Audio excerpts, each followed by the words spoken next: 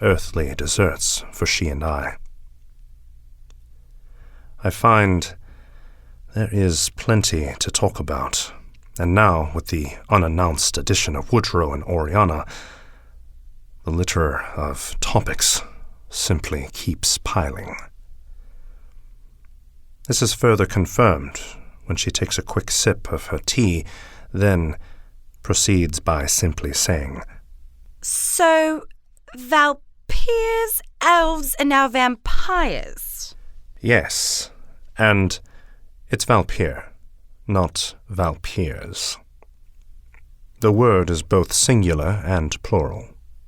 For instance, yesterday I ran into 50 Valpir, yet out of the 50, only one Valpir stood out to greet me." So then the correct way to say the following would be, "I find that I now have 2 Valpir living under my roof." I am sorry about what took place last night. In truth, Not another word, Myrick. I'm actually quite fond of full houses. Castles this big, they get rather lonely without good company, so think nothing of it. The more the merrier, as I see it. Of course, I can't help but feel a touch of concern for you, Myrick. How so? You've been on the adventure of your life and captured the heart of the woman you love, but now the woman you were contracted to marry shows up. What will our valiant hero do next, I wonder? There's not much to wonder, I say, as I take my utensils and prepare to cut into the pastry that was served to me. Yet as I do, as I begin to slice my knife into the dough, my plate begins to move away from me until it finds itself across the table. My utensils fly off as well now to the same area. The Duchess and I watch as my fork and knife begin to cut the pastry by themselves.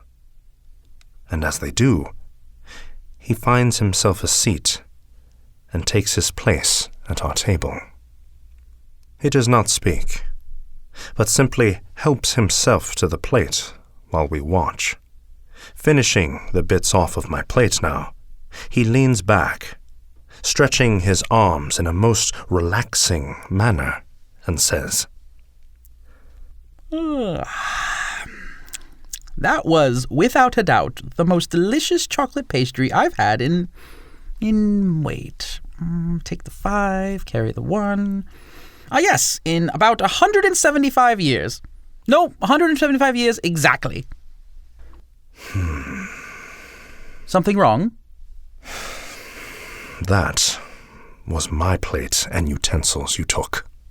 Oh, I'm sorry. Was I not supposed to do that? Silly me.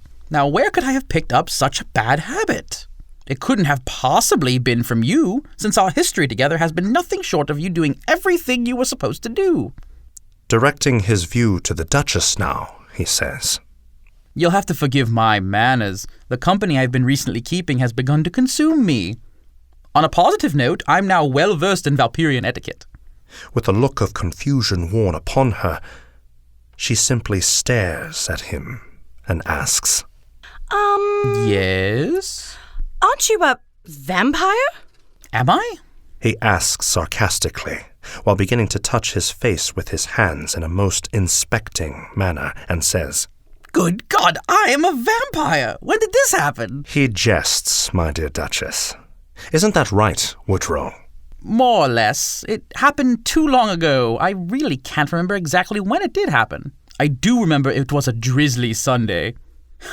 Whoever heard of a vampire being turned on a Sunday? That was precisely the reason I asked. You're a vampire, and yet it's daylight, and you're out here with us. I thought that vampires were... They are, but you happen to be in the presence of the one and only king of the vampires. You're king of the vampires? But you're a... Handsomely developed individual, I know. It's my cross to bear. He's a... You have the chin, the height, the abs, the chest, the money, and now the girl. You let me have this one. And lie to my host? And there it goes. Oh, well. At least I had you for the moment. Quite. Does the sun not affect vampires, then? Are all the tales told simple folklore? Not entirely. You see, how do I put it? Petting his chin, he looks around, and then at me. For the first time since he sat, we lock eyes, and I see it. Thus, blatantly, I say, "Woodrow, your eyes, they're now silver."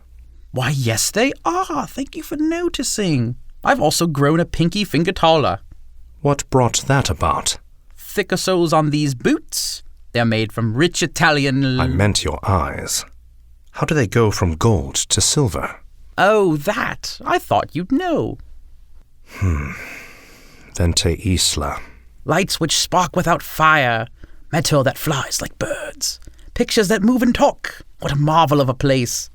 You know, I was planning to spend the rest of my days there. Vente Isla? Oh, don't get me started. Yes, please, don't. Just for that, I'm going to... Never mind.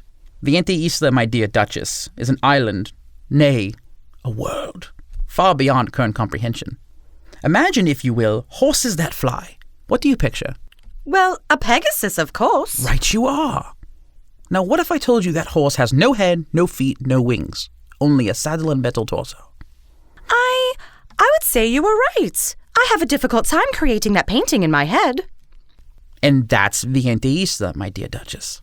Words simply fall short of describing it. Truly, it sounds like a remarkable place. Why did you ever leave? Believe me, I would not have.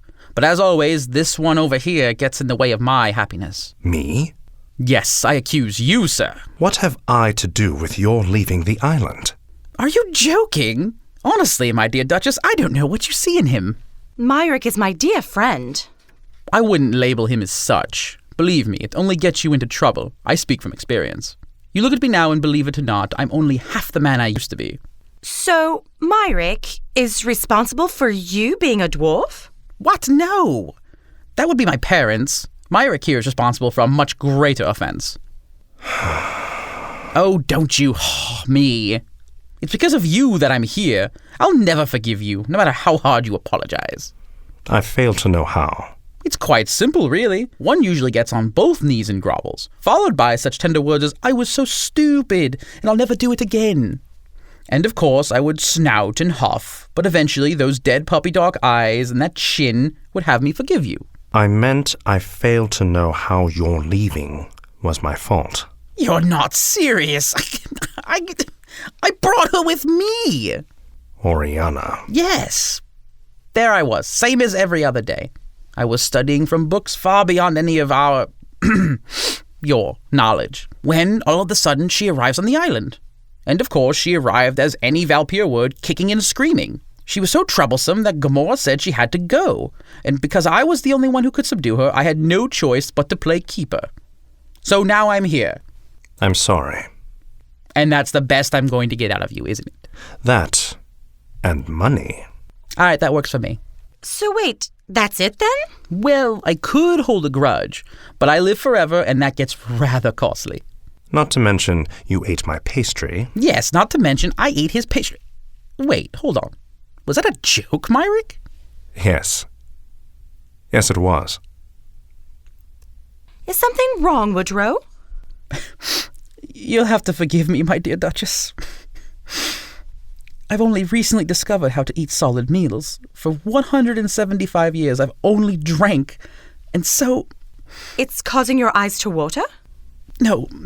That's happening because Myrick finally told a joke. And I was too confused to laugh. And the food thing? Oh, that's just a fun fact I figured I'd throw out there. Jesus Christ, man, you laugh now too? Yes. Yes, I do. That would have been nice to know earlier. I would have opened with a joke. Okay, now let's see here. I've heard a good one not too long ago. Ah, yes. 2 farmers stop into a market to buy a pitchfork, but the merchant has only one left in stock. Stop me if you heard this one. I've heard this one. Okay, that was a rhetorical statement. Now, where was I? You were just about to leave, so I may speak privately with my husband, she says, as she approaches our table. Once firmly in front of us, She repeats herself in a more demanding tone, which prompts Woodrow to turn and whisper to the Duchess. I think she wants us to leave. Is it that obvious? First lesson in Valpirian etiquette. Know your cues. With that, he takes the Duchess by the hand and excuses himself as Oriana takes her seat next to me. And once they are firmly out of sight, she begins what will be a most awkward conversation. Thank you for listening. If you enjoyed this episode, please feel free to like, share, comment, and most importantly, subscribe. Don't feel like waiting until next week for the next episode of the Blood Drawn Chronicles to release? No worries. You can get access to all the episodes of this season now for just a $5 pledge on Patreon.